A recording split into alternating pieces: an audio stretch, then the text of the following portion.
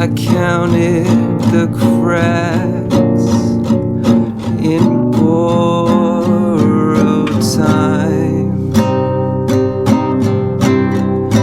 Everyone looked just like mine. I leaned too hard on every sign. They all bent out of line.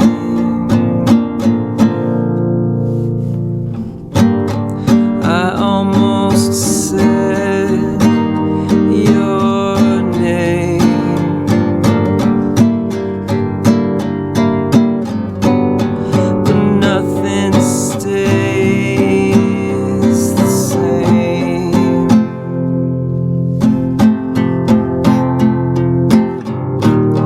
I don't belong to what I know,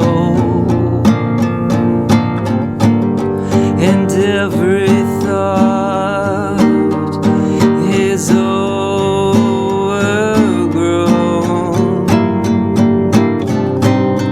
Say it straight, then say it wrong,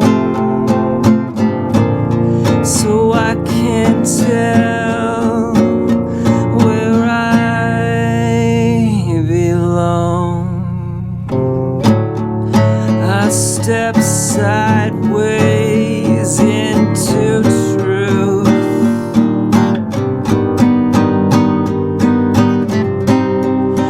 Everything I say is loose.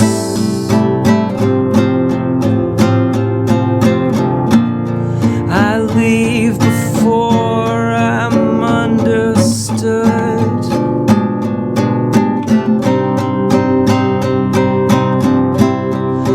Like I always knew I would. Thank you very much. That's a Z-Bubs original. Wrote it all by myself, especially the chords and especially the lyrics. Yep, that's right. No, that's just a joke on the gang stalkers who are spying on me. I actually made a song with ChatGPT.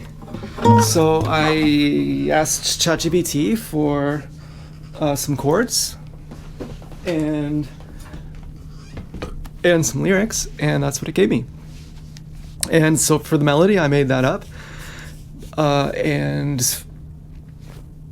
so I like fucking own the rights to this. It kind of sucks, you know, it's not really my style, but it kind of is, you know. I thought it sounded a little bit hokey, you know, da da da da da da da, like it just seemed a bit hokey. But today is a good day. There was I talked the other day about a friendly car that would go by, and then I remembered that same friendly car pulled in front of us once, maybe slammed the brakes on. Could have been a death threat.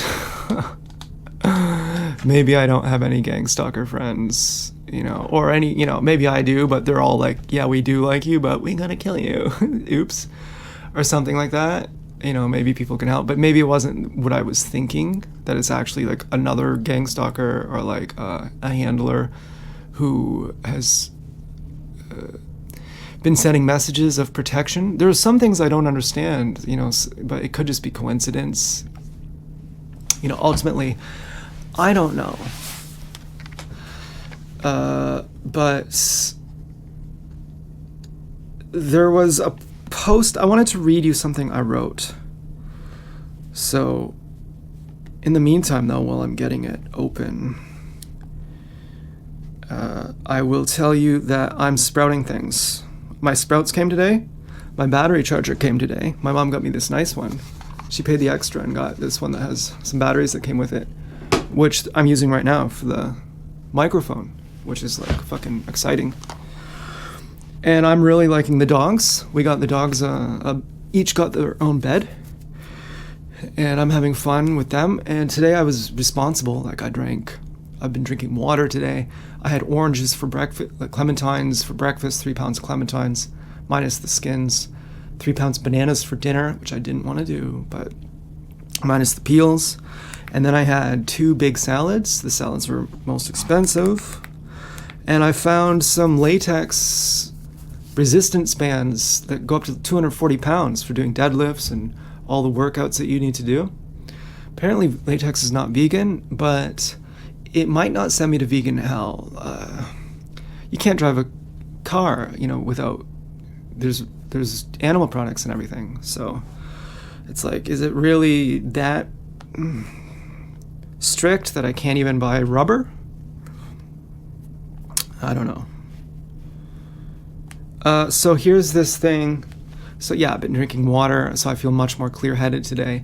And then I had a salad without drinking that much water right after the bananas, because you're not supposed to drink water after you eat for a bit. So I just said, fuck it, I'll just go right to a salad after bananas. And so I'm a bit dehydrated now. And then some kind of negative thoughts came in. Basically, that's how it works. The more clean my body is, the more optimistic I am. The more dehydrated I am, the more negative I am, the more I worry about things. And before I thought that this handler friend, gang stalker friend, was helping me, he may actually be an enemy. It may be, I don't know. Or he might be an NPC, like just someone who doesn't have an opinion, doesn't have a soul. So in which case they're an Agent Smith, in which case they're going to hurt you, but they don't even understand, they don't personally have anything against you. Or they wish that they could not hurt you, but they have to, and they're afraid not to, or something. I don't really know. But that was just like last week that I thought that, and before then I was processing things pretty well. I was going through a lot of fear. But I was going through it, I wasn't just stuck at it. I was getting to a point of resolution after. So I'll read you this post that I wrote today. I think they just threatened to R my mom. They had a dog walker with a dog looking similar to Hope. Hope is our foster dog. Talked to a guy carrying a case of beer outside in our driveway as she was bringing in groceries. They've also been doing Home Depot ads again, and on the trails there are Home Depot buckets they leave out. Sort of like we will hang Z-Bubs using the bucket, and on the bucket it is bear paint, and they have an obvious and very large man who would be known as a bear to say, I will be R'd before being hanged. Well, if I get euthanized, I will have it done in Switzerland. I am not sure what the beer reference is. I had wondered after I believed I woke up R'd some years back what the stuff was on my clothes and mattress, and wondered if it was some kind of alcohol. I had voiced this curiosity outwardly online, so I think they are saying if I walk the dogs, perhaps some places more than others, like the trails or on Franklin Street, that my mom will get R'd and I will get hanged. Did you know hung isn't the correct spelling? Nobody would become unconscious intentionally. Like Inception, you go into the dream. What is the dream, and why do you need to go there? There are 2 polarities, meditation and hypnosis. Under hypnosis, you can have surgery without anesthetic, because unconsciousness is anesthetic. This points to a very obvious and important reality that the people who are low vibers are in a lot of pain. Their unconsciousness anesthetizes their pain. What is unconsciousness? What is hypnosis? It is focus, concentration. For example, someone having surgery without meds and they're awake for it, they might read a certain book. Once they're entranced, they feel no pain. They are becoming biased, narrow, focusing their mind into a beam. Very scientific it appears, but not in reality. In reality, the scientist is not scientific and anti-scientific. It always works like that. Someone in a church is the furthest from God. Nobody knows more that God doesn't exist than the priest. The scientist tunes out everything but their narrow view. Within their narrow view, they're not biased, but outside of it, they are. They are not holistic. They are not whole. And meditation is total wholeness. Wisdom is wholeness. Wholeness is holy. So why step into the dream to anesthetize yourself? When life isn't fair and you have to go through more pain than you can stay conscious for.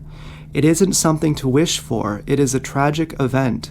But I wonder in some way if it polarizes meditation and strengthens it as well as weakens it. If it is a paradox that if you don't go too far into the deep where you're lost forever, but you come back home to yourself, if then you are more crystallized in your meditation, if then you are more resilient, it seems logical. At one point, this threat would have given me a panic attack.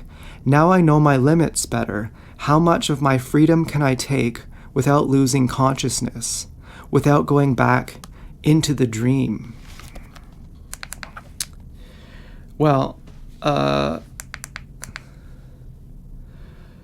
it changes things a little bit to think, well, maybe no one's looking out for me.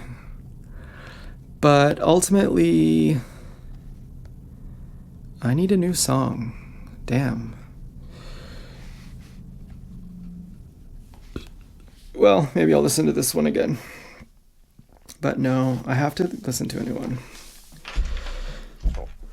Ultimately, it doesn't change things. I've already had the point where I didn't trust anybody.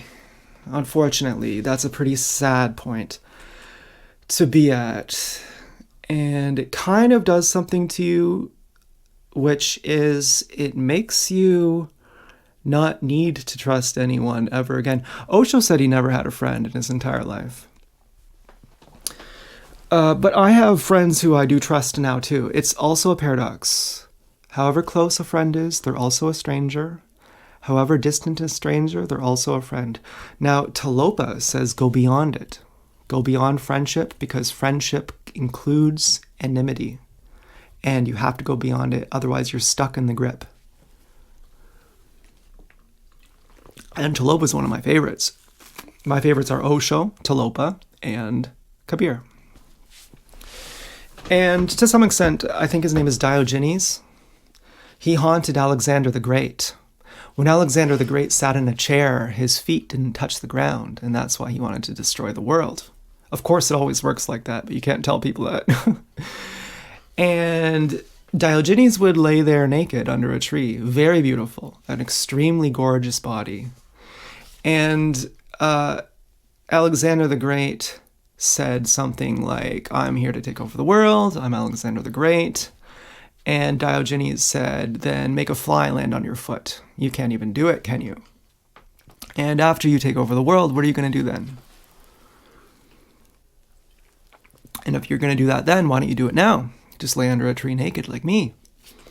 And it was said that when Alexander the Great died, Diogenes haunted him in the afterlife.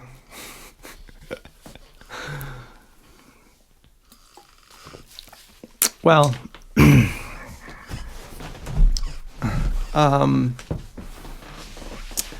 like Talopa a lot, and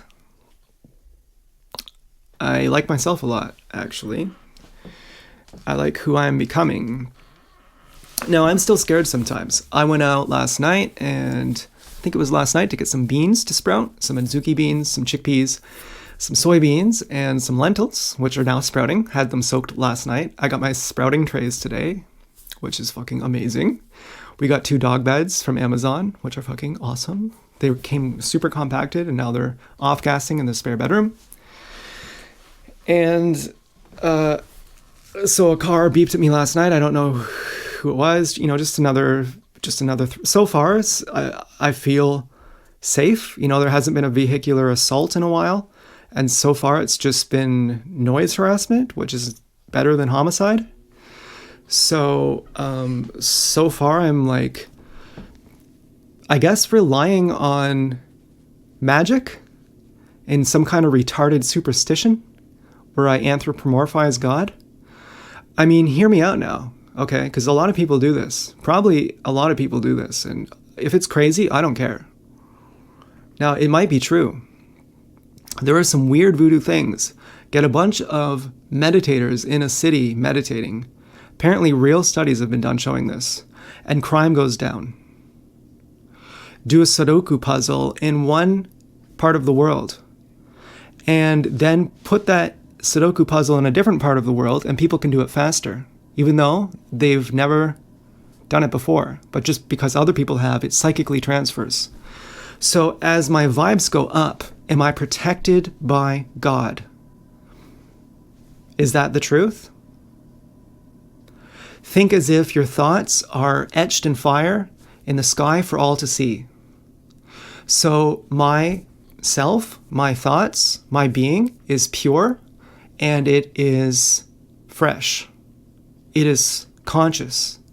And therefore, people must let me pass.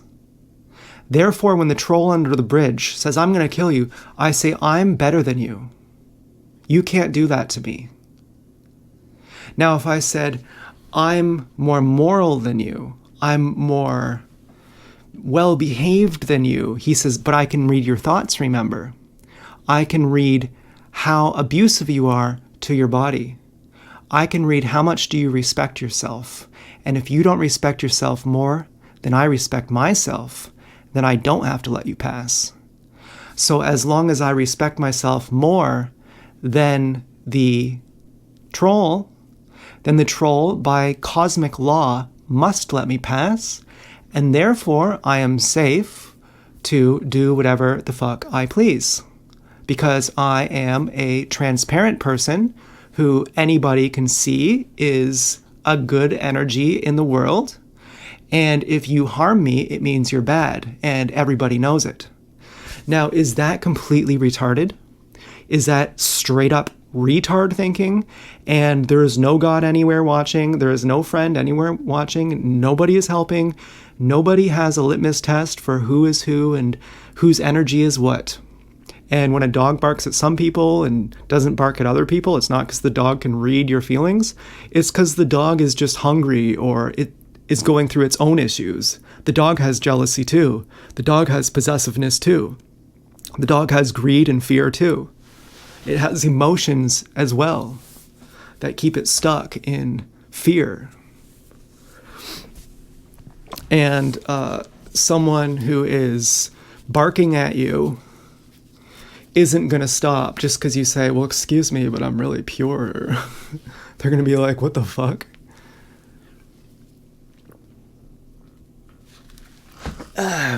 Well, how do you explain the meditating thing? Should we ask ChatGPT? I heard when a bunch of meditators come to a city, crime reduces. And a real study was done showing it. You know about that?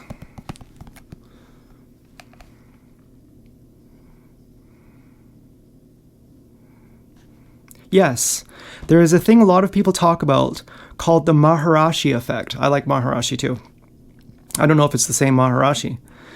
It's the idea that when a large group of trained meditators come together and meditate in or near a city, crime rates have been observed to drop in statistical analysis. Here's what that's about based on published research. Well, I mean, I basically just said it. I don't want to read all the...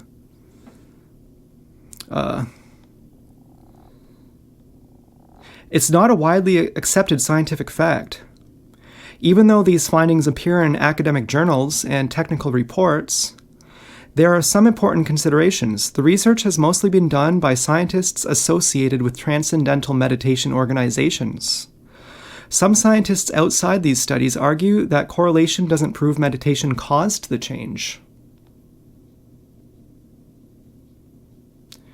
Crime is influenced by many things: economics, policing, social programs, population movements, and it's hard to isolate one cause. In some cases, the reported crime drops were relative to predictions from statistical models rather than just raw crime counts, which means the interpretation isn't straightforward. So what can we say? Group meditation has been associated with crime reductions in some published studies and reports under the label of the Maharishi effect. These studies used crime statistics and time series analysis to argue that the association isn't explained by obvious alternative causes. Not all scientists agree that this proves a direct causal effect. Some question the methodology and whether meditation itself caused the changes. So, what do you think? I don't know what to think. I just asked ChatGPT. Short answer, I'm skeptical of the strong claim, but I don't think the whole idea is nonsense. What I don't think is proven, I don't think there is good evidence that consciousness fields or people meditating miles away directly cause crime to drop. The Maharishi effect studies have a real problem. Many were run by people invested in proving the effect. The statistics are complicated and model dependent. Crime rates are notoriously noisy and influenced by tons of factors at once. What I do think is plausible: there are much more grounded explanations, local social effects. If thousands of people are calmer, less reactive, more pro-social, they affect people they interact with. Service workers, police encounters, neighborhood tone. Small behavioral shifts can cascade in dense cities. You don't need magic, you need network effects. Measurement plus expectation effects. When a city knows a peaceful initiative is happening, researchers are watching crime closely, you can get changes in policing behavior, reporting differences, administrative effects. That doesn't mean fake, just human systems responding to attention. Meditation does reduce aggression individually.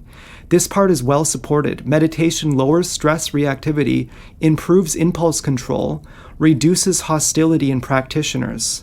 Scaling that up doesn't automatically mean citywide crime drops, but it could nudge probabilities.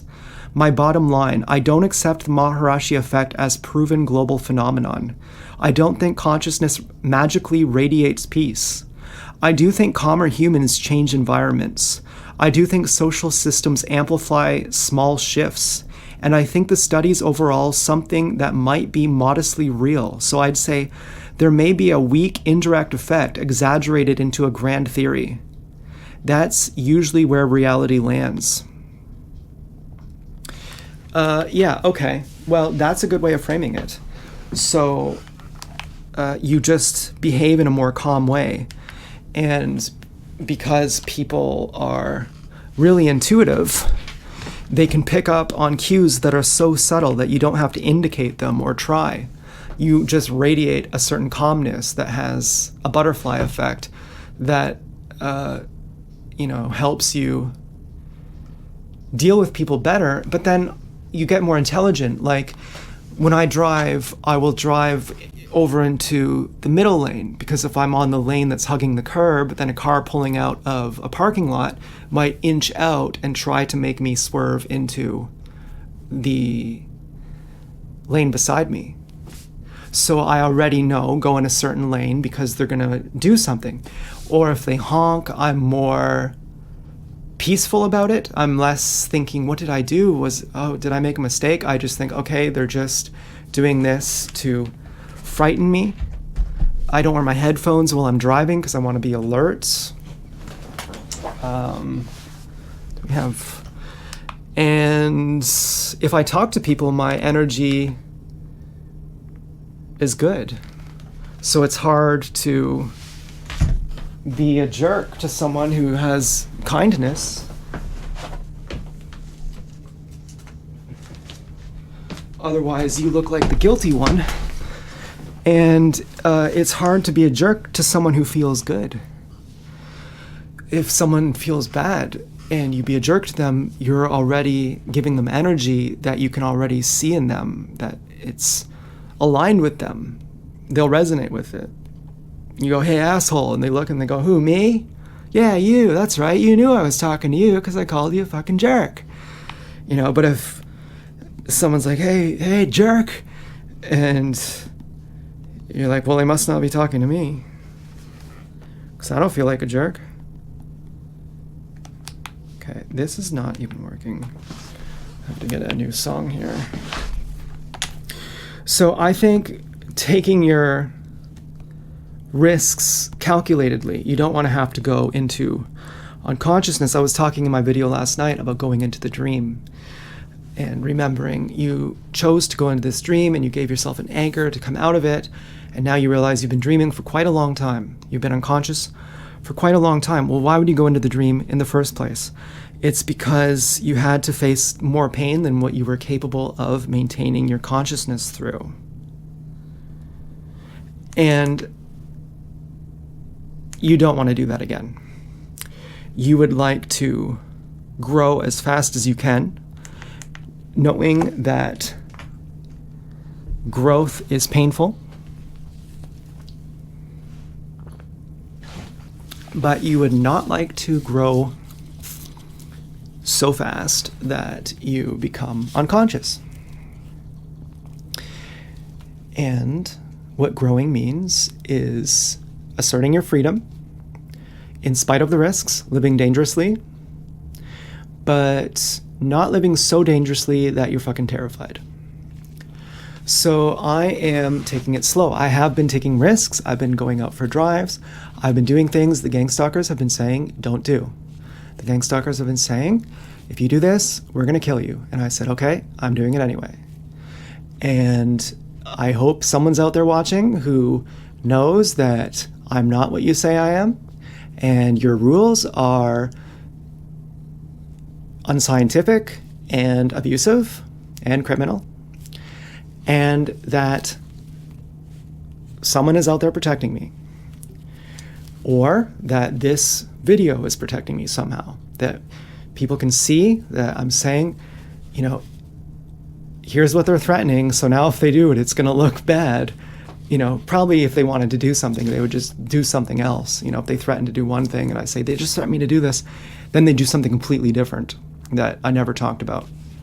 You know, I know that I won't see it coming if they're going to do something. So it is an aspect of living dangerously. And then it's an aspect of, I was pretty deeply sad last night. I was dreaming of my ex-girlfriend and I was thinking, man, you know, I was dreaming of her butt and I was thinking, oh man, I used to take that for granted. What a good thing that was. And it was simultaneously very sad. I felt very sad. Maybe I'll never have a girlfriend again. Isn't that very sad? Oh, I was crying. I was sad. I wasn't crying, but I was sad. And then I thought, but do you realize that the thing you were really sad about is not having her butt? Like who she is as a person, you're like, good riddance, goodbye. And everything else, you're like, oh man, I wish I could just grow a brainless person. I wish I could grow a human in a vat with your body. Wouldn't that be good? Like a living sex doll with no brain. Like that would just be groovy. And so you kind of to some extent see the silliness of it. You know, you think, okay, so you want a sleeve to masturbate into, right? Right. But you've already realized that masturbation sucks. That it's retarded. And of course, not masturbating doesn't make you not retarded. You realize that if you can't enjoy your energy and you need to release it because you're tense, that means you're retarded.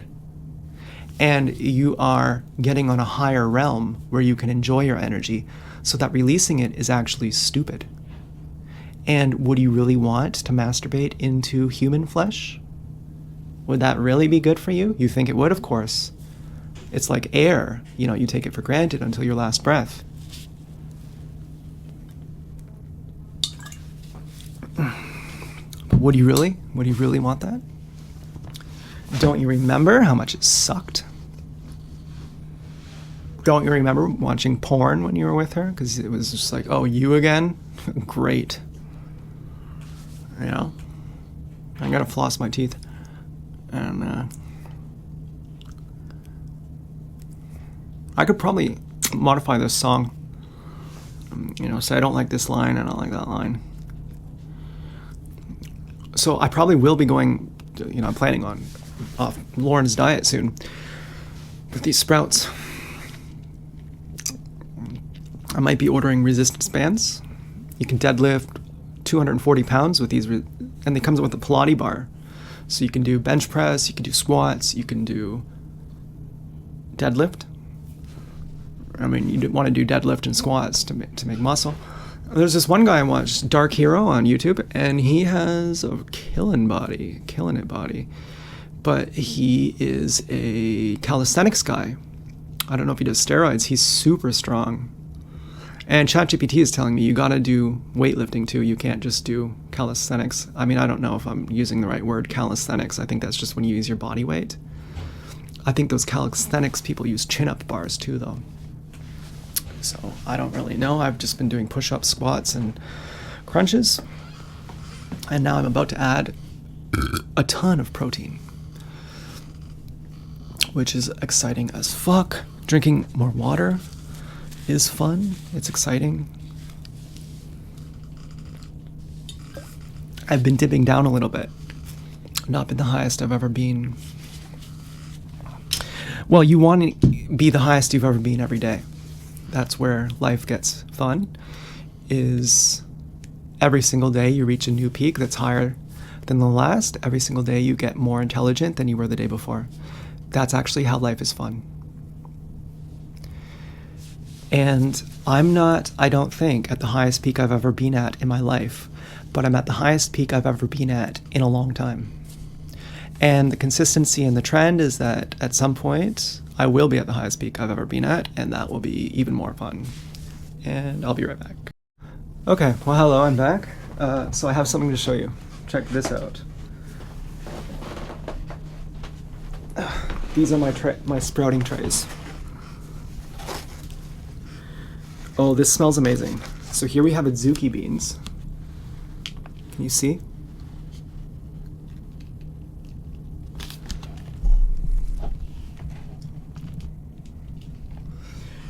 And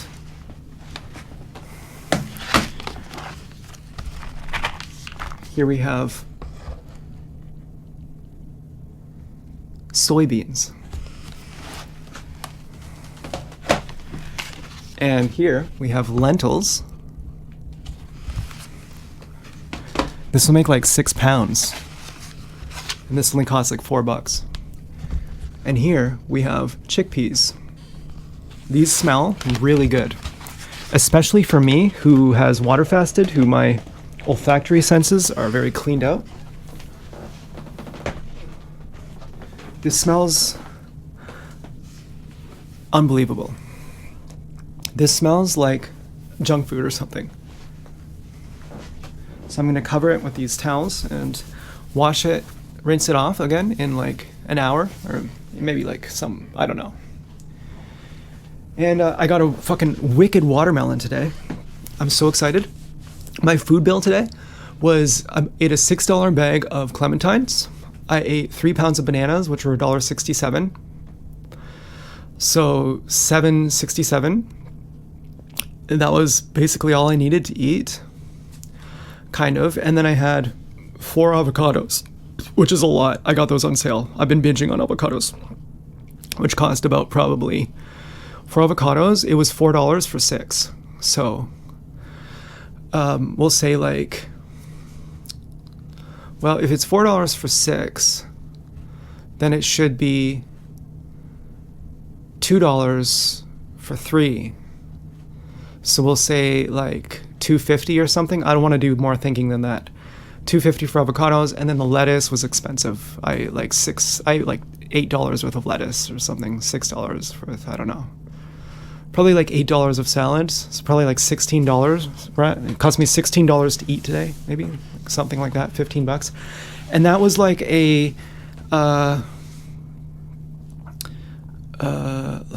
fucking.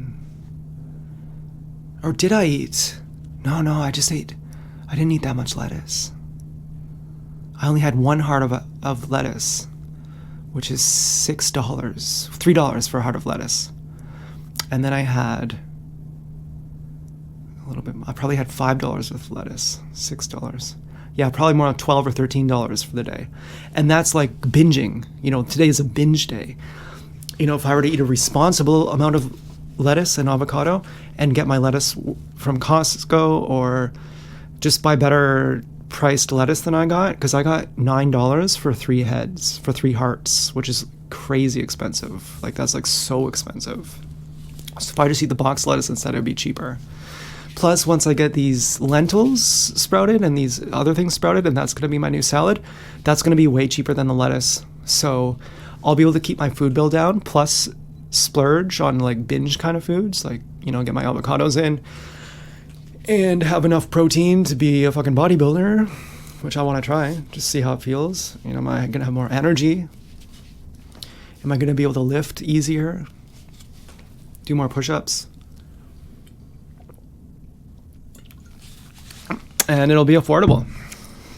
So that combined with drinking enough water, as long as I drink enough water, my sobriety keeps going up. And that in itself is entertaining. Yes, of course, I was very sad, thinking to some extent I'm being prevented from meeting anyone. And how sad that is. How deeply horrifying it is. You know, I'm crossing my fingers right now. Fingers crossed that I can meet someone. But I was talking to someone about this the other day.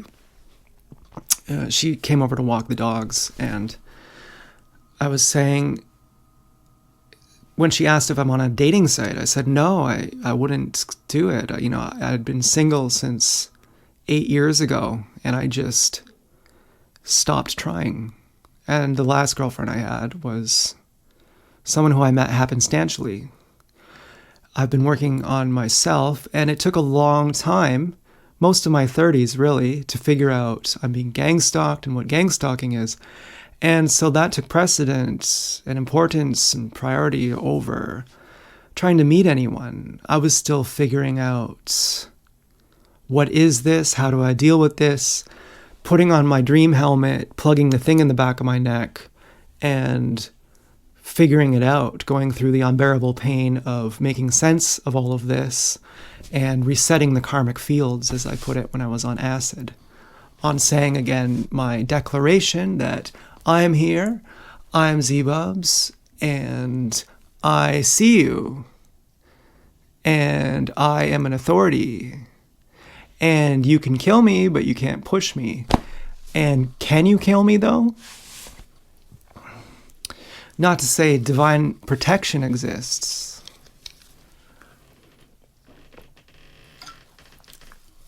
I'm saying, can you kill me now when I'm not dreaming? If I'm dreaming, and so are you. The karmic field says you can kill me because I'm no higher than you. But if I'm higher than you, can you kill me then? I don't know. Fuck around and find out? I don't think so. But live dangerously? Yeah, I think so. I think safety is impossible. If you're safe, you're in the grave. If you're safe, you're already dead. What is safety? Do you want to die in bed? Don't you want to die sitting up? Do you want to die in your sleep? Don't you want to die when you're awake? Well, is dying perfectly safe, like taking off a tight shoe? Or is it dangerous? Your soul's going to leave your body. I personally want to be awake when I die. But it would scare me. Honestly, if I was about to die right now, I'd say, I just want to go to sleep. I would rather go to Switzerland in a nitropod, please. I don't want to be witnessing and feeling my body dying as my psychology is awake and perhaps my soul is awake, which is a hypothesis. Unless the upwards flowing energy is my soul, which I kind of think it is.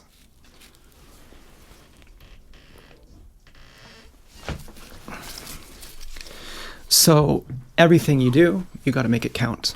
It has to be meaningful. It has to be significant. And it doesn't necessarily have to be meaningful. Nihilists have a valid point that your meaning is irrelevant. But I've heard that nihilists are immature because there is no meaning to life, and therefore the only meaning that exists is what you make. And so your meaning does exist. Your meaning is just something that you're making up, but that's why it's true, because it's subjective to you. And if there was a predetermined meaning, you would just be a slave. The fact that there's no meaning means that freedom exists, because you get to choose your own meaning. And if you don't have any meaning, it means that you've never lived. You've never known love, you've never known suffering, you've never known courage, you've never known fear. And so everything to you is just meaningless. You're just blasé. You're just like, well, I've just been getting by. So it doesn't mean anything. Well, you've never earned your meaning. You've never lived enough miles. You don't have enough experience to have meaning. You've not participated in life.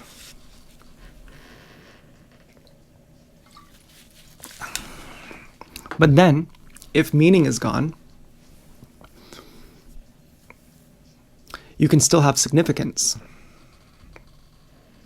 And the significance is the present moment, which is meaningless. But that in itself could be meaningful. That just existing is its own joy, is its own meaning. That life itself is its own meaning. There's no secondary meaning on top of it. And in that sense, which it might be a bit confusing, in fact, it might not be you who's not able to understand it. It might just be me who's talking plainly stupid right now. But if there's no meaning and everything is significant, then things are not frivolous and trivial. If you do something that is dangerous, it's not like you're fucking around and finding out. You're doing something that you're saying, I'm willing to accept the torture. I'm willing to accept the pain for doing this because this is significant to me. Like, for example, going to visit my friend the other day, which was a wonderful visit. On so many levels. I mean, I told him about my helmet. I've told him about what's happened in the last 5 years, which I've only told him and one other person. And it was amazing. And I thought, well, what if he's a gang stalker? Of course I thought that. What, you think I would ever not think that about anyone? Are you joking? Of course I would think that about everyone. But I thought, even if he is, I don't care. I know he loves me. But really, I thought, I don't think he is.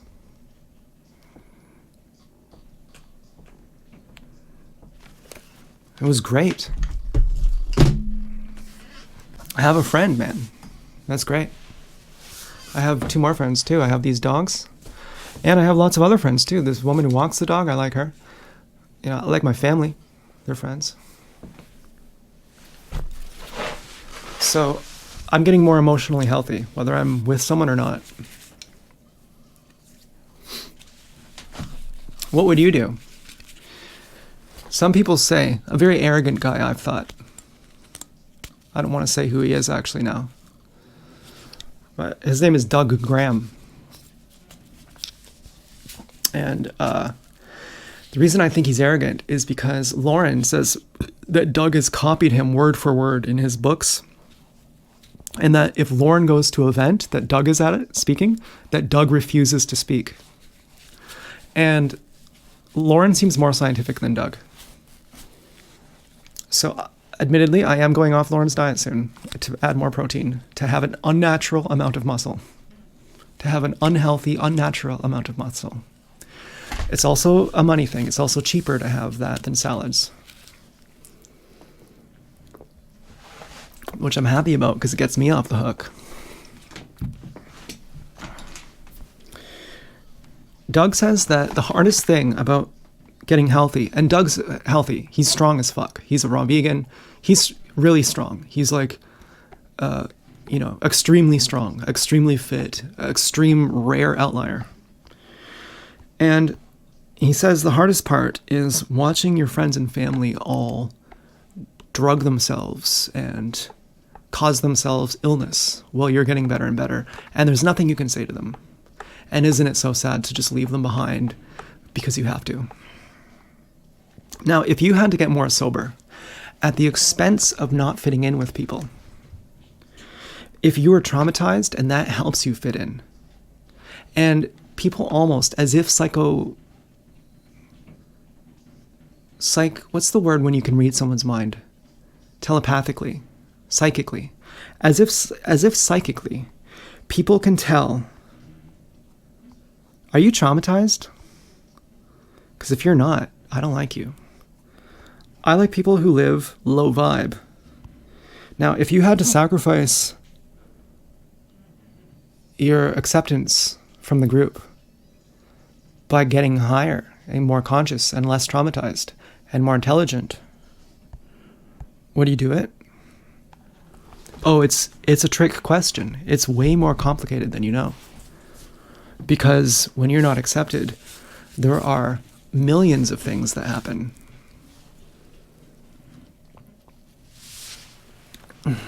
Not just they don't accept you.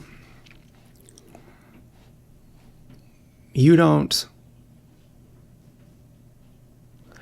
accept them. Now, we should focus on that for a moment, because when you respect yourself, you respect others. When you don't respect yourself, you don't respect others. When you love yourself, you love others. When you don't love yourself, you don't love others. When you're a hurt person, you hurt people.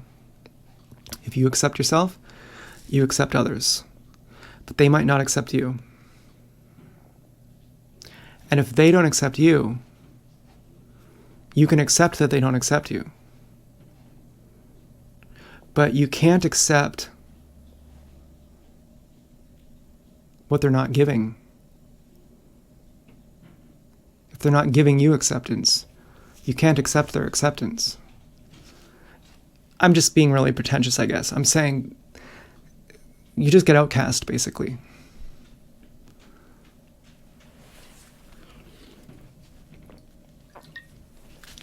But you lose a few things, like things that you wouldn't have wanted anyway, that you were holding on to. Your sense of vengeance, your sense of wanting to get even, or wanting to assert yourself, to declare your supremacy. That, no, you think you're better than me. No, I'm better than you. You lose that. That's just gone. You have no resonance anymore with that. You don't even understand that. Better? How? What do you even... Higher? Lower? Where? Like, you're taller? What do you even mean? You can do a Sudoku puzzle faster. You can narrow your focus into a thinner beam to have a more precise concentration. I'm not willing to do that. I'm not Mr. Thinky over here. I'm not thinking about stuff. I'm not figuring things out.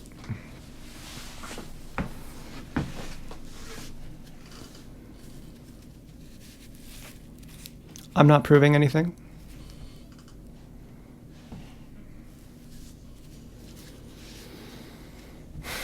I'm not impressive.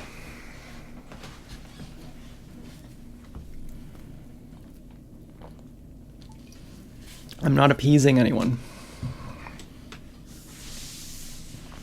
I'm content on my own energy. And I don't need you. And I don't fear you either. And I think that's why people fear people who don't fear them. Because they're thinking, well then, What does that do to my power? I'm supposed to have power over you. I'm in a hierarchy, remember. There are people who can bully me and people who can't. Where do you fit in this? And I say, I'm not part of it at all. I'm part of a different consciousness. Before you nuke the world and kill every last thing on Earth, I was one of the people who was part of humanity. I was part of civilization. It may have just been a minority of one. I may have been the only one, but I actually wasn't, okay? I had a whole crew of geniuses who you've never heard of, living under the shadow somewhere. That no one listens to what they say, because if they did, they can disprove you in like 1 second. They could win the argument with you in 1 second. And the whole show of the Nobel Prize, really funny. And the science awards and all this. Everyone listens to the academics. You know, the big CIA front, the big front. Everyone listens. Who's not impressed by Dr. such and such saying, you know, whatever, saying to microwave your tumor, cook the water out of your tumor. Yeah, that'll shrinking it means cooking the water out of it. Things are absurd. It's hilarious. It's actually hilarious. But when you're the only one who gets the joke, it might be a little lonely sometimes. But I don't think so. I mean, if you get the joke, you know, there are 4-time laughers. People who laugh to show that they're polite. People who laugh to show that they understood the joke. People who laugh when someone explains it to them later when they ask in private. And then people who laugh the 4th time when they're in bed later and they understand what the explanation meant. And if you can laugh at least 4 times and get to the final point where you get the joke, even if you're by yourself, the joke's still funny. And can you ever feel lonely while you're laughing at a joke? I don't think so.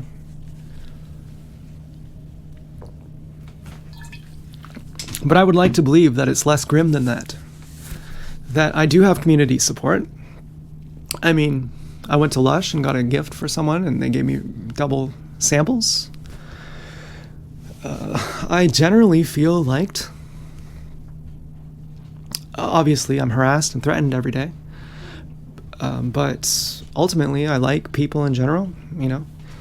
And even if the gang stalking wasn't here, and we can't really separate it because I am who I am because of the gang stalking. I was going to say, I might still have issues finding a girlfriend. Because I have to deal with myself. I still have unresolved trauma. I think. I don't know where it is, but I mean, certainly I'm 2 avocados away and forgetting to drink water for a couple hours away from a traumatic episode resurfacing. If I don't keep on top of my self-care constantly, my trauma can resurface right away. And so maybe even if there wasn't gang stalking at this point, I wouldn't be equipped to just go out and get a relationship. I'm still working on myself, and I'm just beginning to since January and December when I started my water fast. This is my getting sober now and making it count, not just jacking my life off, wasting my energy staying nothing. So it's exciting. Is this microphone too loud? Turn it down a little bit. Are these batteries working well? I hope so.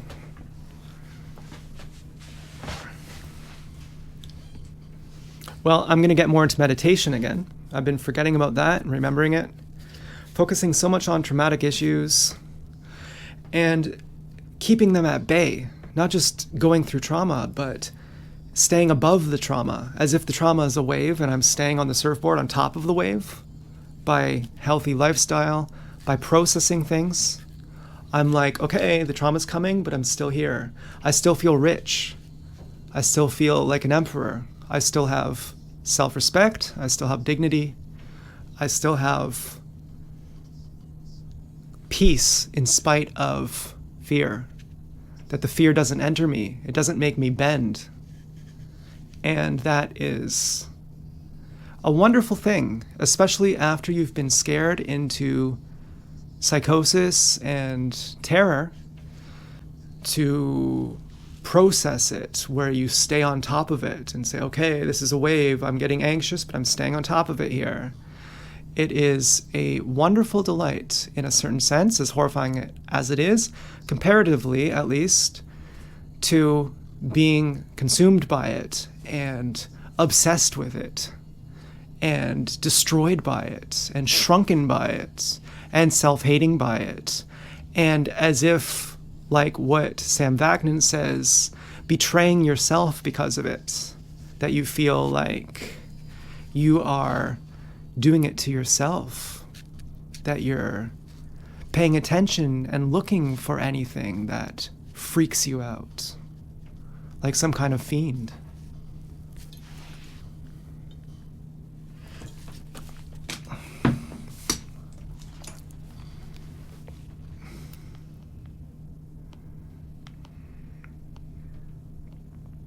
That you beat up on yourself, that you gaslight yourself as an attempt to appease the person hurting you. No, don't worry, I hate myself. I'll feel even more pain. How can I hurt myself more to make you happy? Please, let me hurt myself more. I want you to feel good, and you feel good when I feel bad, so let me hurt myself more because I want to feel safe. So let me feel like I'm in control, so I'll hurt myself, so then I feel like I'm in control, and that'll make you happy, so you don't have to hurt me anymore. It's like you're betraying yourself. And it's so complex, you don't even see it until you get more sober, and then you go, oh, right, okay.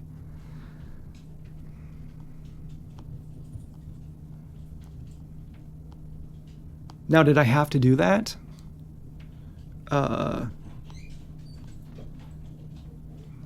I don't know. The answer I was thinking was, yeah, of course you did. Why? Why couldn't you just got sober and figured it out?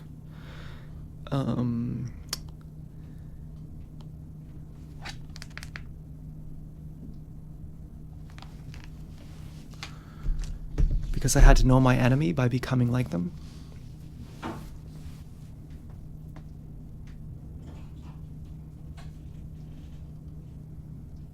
I had to figure out who is my enemy.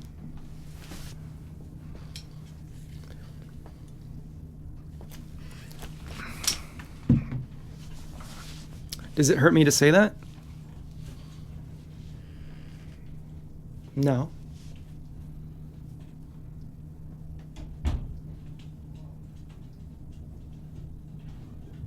Why not? Well, they're not really my enemy, but if you're going to go that route of, well, you're condemning them, and you just said you became like them, doesn't that mean that you're just as bad? Well, let's just take that as a hypothesis. What did I do in response? I said, hey, that was something that happened, and I want the world to know, so that it can't ever happen to anyone else. What did the enemy do? They said that never happened, and we don't want the world to know, so we can keep doing it to everyone else.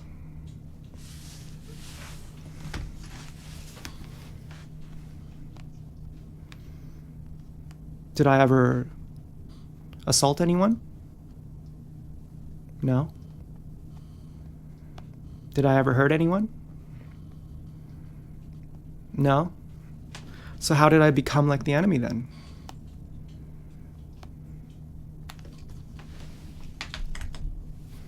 I just felt disgusting.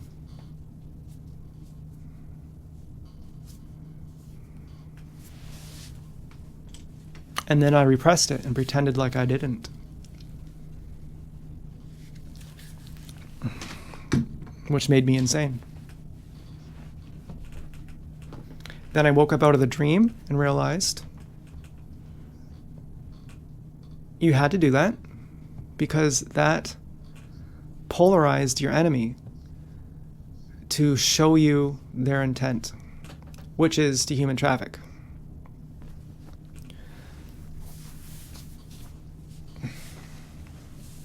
How would you figure that out? Your neighborhood block captain is a human trafficker. Like, how would you figure it out if you didn't know? If you're a victim, how are you supposed to figure it out? Well, I figured it out. I put on my dream cap, plugged in.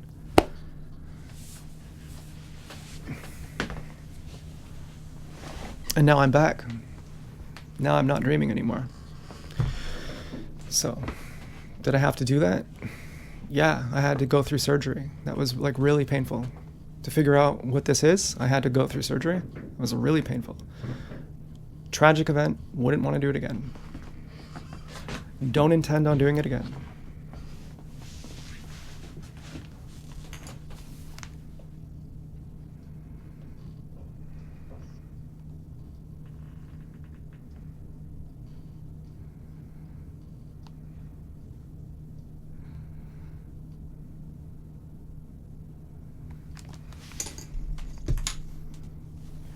Anyways, I hope this isn't a little bit sad, this video. It's supposed to be a happy day. Gotta drink more water. It is kind of sad though. Sometimes you are frankly sad. So I can still say that if the guy who is getting euthanized in March, who we are fostering his dogs because he has cancer, is a gang stalker, I would still tell him if I could, and I'd like to tell him that cancer doesn't exist. What you're calling cancer is cooked food suffocating your cells.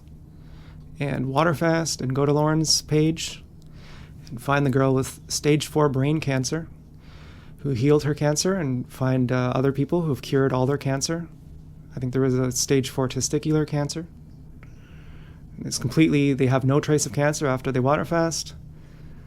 And realize that all 25 million animal species eat raw food, and cooked food makes white blood cells go to your stomach when you eat them.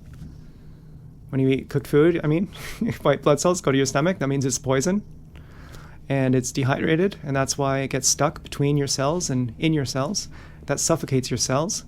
And just like men ejaculate when they're hanged, when you suffocate a cell, it starts reproducing at a much faster rate than it's supposed to, and that's what the medical people call cancer. And then they microwave it with chemo, which cooks the water out of it, and they say that that's shrinking the tumor, but that's just cooking the water out of it. That's not shrinking it. And you might heal in spite of chemo, but chemo is only going to hurt you. And you could cure your cancer and actually live. He's only in his 40s. If you just drink water, just sip water, and you'll literally heal your cancer, and you don't have to die. I'd like to tell him this. I don't know who he is. I don't know how to find him. But the next time the woman comes to walk our dog, I might say, do you have personal contact with him? And I'll just write him a note. I already wrote it, actually. I wrote it in one page. Here, that'll save your life. Someone might say, you don't want to give him false hope. No, one of the dog's names is Hope, That's not false hope. That's real hope. Hope means realistic expectation of the thing you want happening. Now, do I have hope that I'm going to meet anyone, have really good sex? Have like a good fucking 3-hour orgasm again? With a boner? I used to have orgasms without a boner. In my last video, I said I had hours-long orgasms. Without masturbation and without a boner, I had orgasms, in case that didn't make sense. And will I ever have really awesome sex ever again? I never have in the first place. So I only started foreskin restoration once I was realizing I'm being gang stalked. And so, I've never had a working dick with having sex. So, that would be sad if I'm like regrowing my foreskin and it's like all for nothing in a way. But I'd like to be as I was made by nature. That's one of my goals. I don't have many goals. Like, have a foreskin, have a song that I write that I like, and have like a sex life, and have, you know, that's have my own place in my own car. Maybe that'd be nice. It's kind of a way of making money. And it's exciting too that I can regrow my foreskin pretty well. Even if I don't get this mucoid plaque stuff out of my guts, I can still regrow my foreskin pretty well just eating this diet. And even if I don't drink that much water, I just drink enough. But I want to drink water. Water is non-negotiable because you don't get more sober without drinking more water. You have to keep cleaning. I have to keep cleaning my body out. And I have to keep doing that. And I've been getting lazy on that. I've been kind of dipping down. So that's something that is difficult for me. Sometimes it's difficult. But the easier it is, the stronger I am, the harder it is. It's all the same somehow. It's a weird paradox. It's easier to be 100% strict than it is to be 95% strict. It's easier to do it the hard way. To do it the hard way is actually the easiest way. And so skimping out on the water, oh, it just fucking sucks. And as soon as I start drinking more water, I think, oh, yes, you know, you really did a service here. You really feel better. You're in a way better mood. You like talking to people. And if you ever did meet anyone. And right now, I'm just happy having a friend. Just visiting my friend the other day, that was wonderful. And his neighbor, too, who he says is really great. He's like, I vouch for her. Like, she's awesome. I don't let just anyone in my apartment. She was great. I knew right away. I could sense it. She's a really good, really down-to-earth person. And it was great just hanging out with them. I haven't had that in a long time. As far as I know, he's gang-stalked, too. He doesn't know he's gang-stalked. He thinks that the government is targeting him for racist reasons. And he thinks they're targeting me too, although he doesn't know what gang stalking is. I've told him about being targeted, and he knows that the government does that. And my grandma used to say that I'm Native, and I've told him this. And I don't know if it's true that I'm Native, but I feel Native. My grandma has said I'm Native, and he says they're targeting you because you're Native. And so he thinks it's all about race. But anyway, just having a friend was wonderful. It was just like amazing. And so by the point I'm making though, I'm sure that he's gang stalked, even though he doesn't know what gang stalking is, like that there's cameras in the house and the CI's following you everywhere, and, you know, the noise and the people who you have a difficult time with and who smear your name, those are all confidential informants. I mean, he kind of knows what it is. He just hasn't found the TI community. And he has, like, he does shows. He's a heavy metal singer, and he gets paid, and he sings in a band. And he has, like, he talks to girls, and he's, you know, when we were in high school, he had hot girlfriends. He's had hot girlfriends. He used to have hotter girlfriends than me. I said I was jealous of you back then. And then he said, yeah, I had hotter girlfriends than you. And then later on, you had hotter girlfriends than me. So, and I said, yeah, I guess it balances out, like we're even. But now when he does his shows, he has like friends, he has a support network, and he has girlfriends. And he's targeted. I'm like almost sure of it. Of course, I wonder, maybe he's a gang stalker. But I feel very strongly that he loves me. And I feel very strongly that, like, when he got put in the mental hospital, that he's not mental, that he's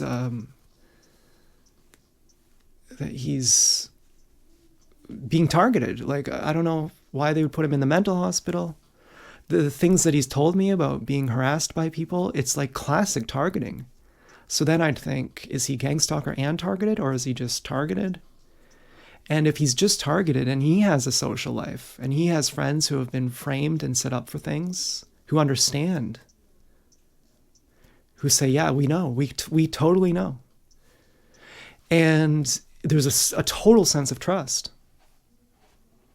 Then maybe I can too. Maybe I can go out. Maybe I can sing in public or do something. Wouldn't that be great? I mean, it's not that exciting to have no ambition at all, is it?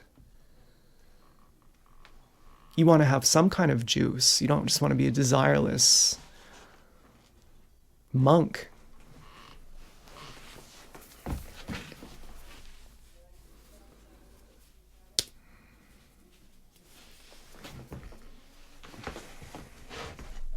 I've not been impressed by a lot of the honeypots they've sent. I've thought, you seem so subservient and eager to please. You would do anything for a Klondike bar. That's the vibe I get from you. That you're slobbering with delight, saying that you'll do anything.